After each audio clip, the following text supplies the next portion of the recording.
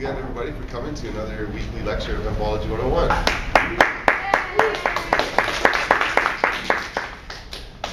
Thank you, and sorry for all the delays in getting things arranged.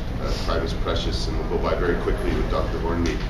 But you're welcome to hang out after and ask him more questions and stuff. He's a wealth of information, and we're very happy to have him over here again this year. I guess a couple things. We have had some difficulty picking up voices on the cameras when people are asking questions. And Paul would like to have some questions from the floor that he can answer. But we're going to ask people to either stand up and speak quite loudly, or Paul will have to repeat the question so the cameras can pick up on it. But by all means, please feel free to ask some questions here in a moment. But it is something that, again, these lectures are put up online, and they're watched by far more people afterwards on the internet. So it's really nice to have good questions, but also ones that can be heard. We don't have liftoff. Oh no. Press enter. Press enter on top of it. Wait for it, wait for it. It can't be that easy. Huzzah! Technology. Wow. That's magic.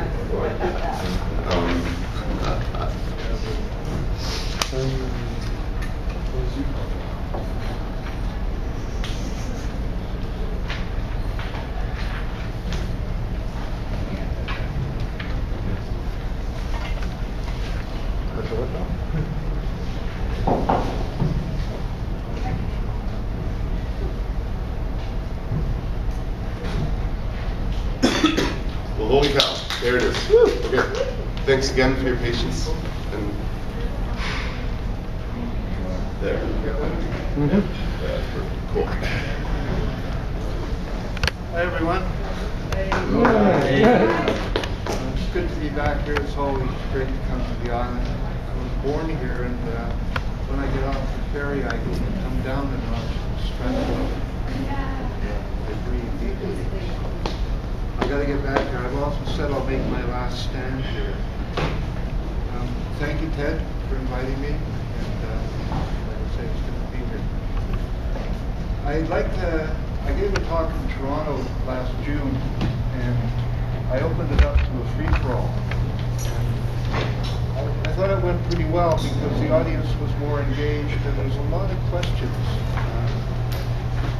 Medical cannabis is such a huge, enormous, deep,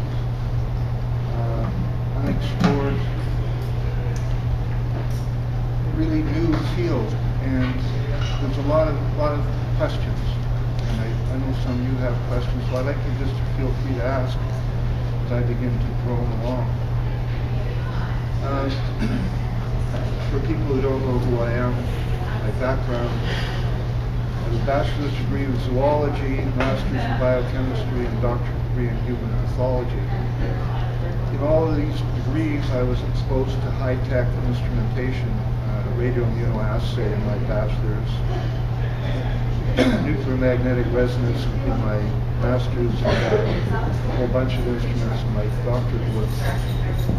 It was during my PhD that I was sent to India for a year, and being educated up to that point in Western and modern scientific medicine, I got re-educated in India because I saw a lot of old people there who weren't on antidepressants or heart medicine. They were on Ayurvedic or natural herbal medicines. Maybe just use that. Sure. Juice. Is that on?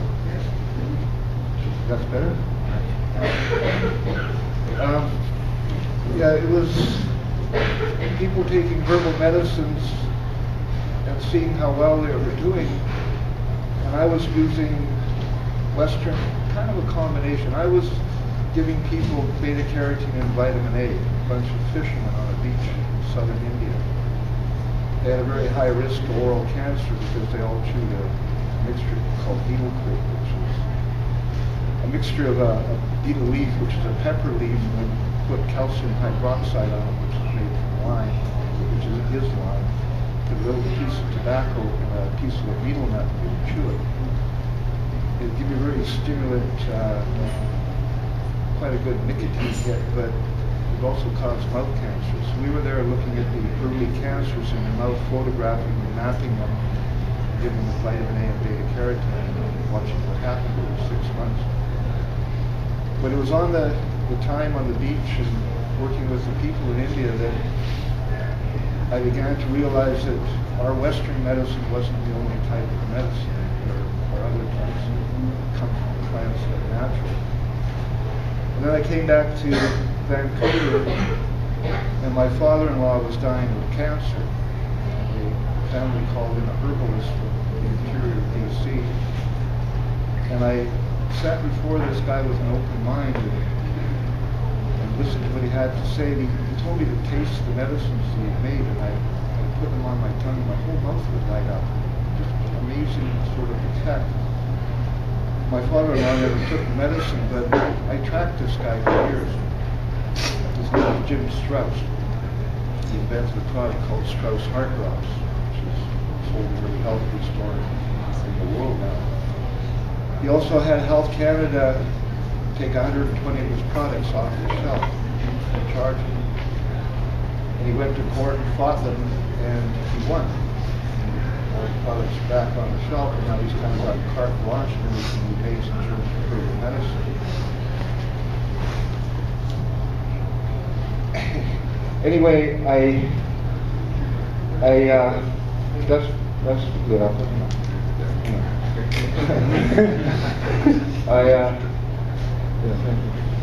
Came back and started to work for a company in a contract lab in Burnaby.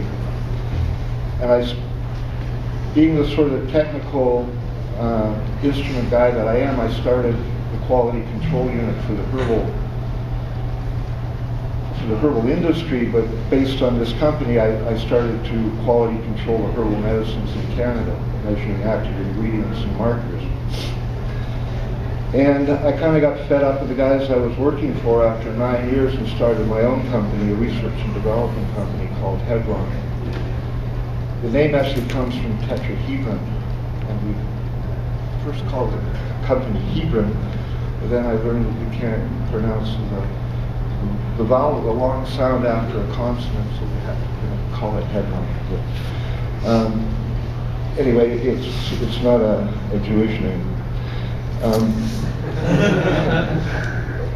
So I started Hedron, and I had actually got a license from Health Canada because when I was at the contract lab, a guy called me up one day and asked if I could measure THC in hemp. And I said, yeah, what's the problem? And he said, well, I'm a hemp farmer and I need to measure the THC, but you need a license.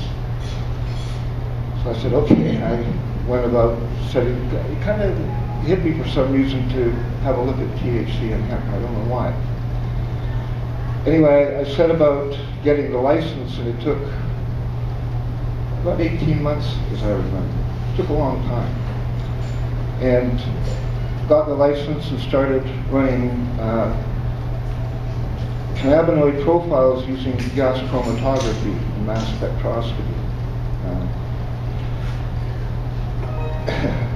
And then I had a room full of hemp flowers at one time.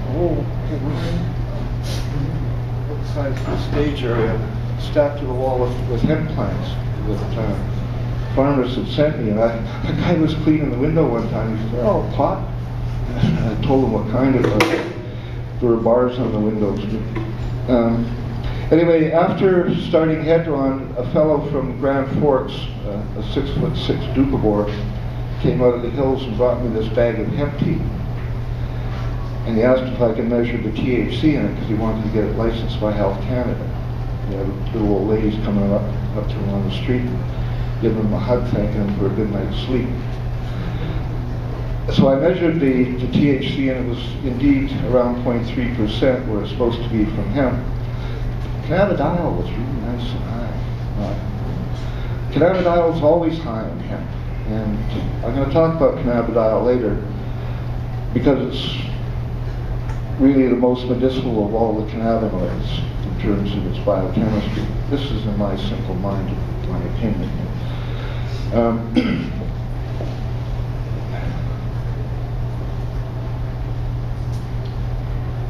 Anyway, the hemp tea started my journey into cannabis medicine. This fellow, his name was Pavel, introduced myself to Hilary Black, who started the first Compassion Club in Vancouver, a tremendously gifted diplomat. And she and I took a drive from Grand Forks back to Vancouver after a meeting one time, and she told me about 7 different strains of cannabis that they had in the club in Vancouver. They'd all come from Holland. Each one had a different efficacy. It sounds like effect, but efficacy is different. It means the desired effect, or to do what you say it can do. And these 7 different strains were showing a different efficacy for 7 different illnesses. One was for chronic pain, another for epilepsy, another for Crohn's. And having looked at the cannabinoid profiles of cannabis for about a year and a half at this point, I knew that they were all different. Every strain of cannabis had a different profile. And she's telling me that a different strain of cannabis will have a different effect on a human's illness. I'm going, wow, there's a lot of medicine there, because there's thousands of strains of cannabis and each one's got a different profile. Each one's got a different efficacy, a different medical value. I tend to call what I do high-tech herbal because I'm applying high-tech modern instruments to ancient medicines. This one is called the 1090 Hewlett-Packard HPLC. Hewlett-Packard is now called Agilent, which means troublemaker.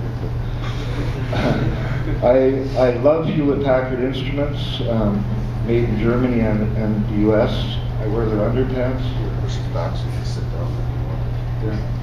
I know their software, and I know these instruments. I've been behind this particular instrument for 25 years. It's an oldie but a goodie, a 57 Chevy of HPLC, I call it.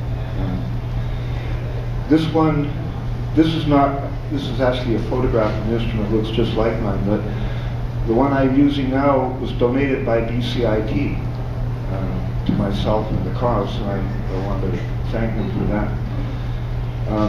These instruments cost $150,000 new, but you can buy a good used one for $30,000, and you've got to figure out how to run it.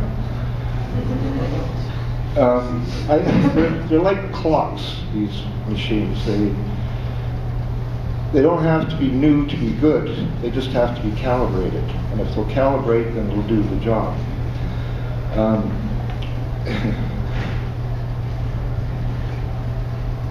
The point is that, this particular instrument is 20 years old now, but it still calibrates well, still comes up to spec and does the job.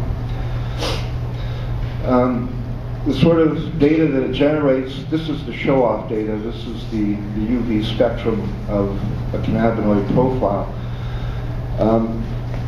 What the detector is, and let me go back to explain the instrument a little more.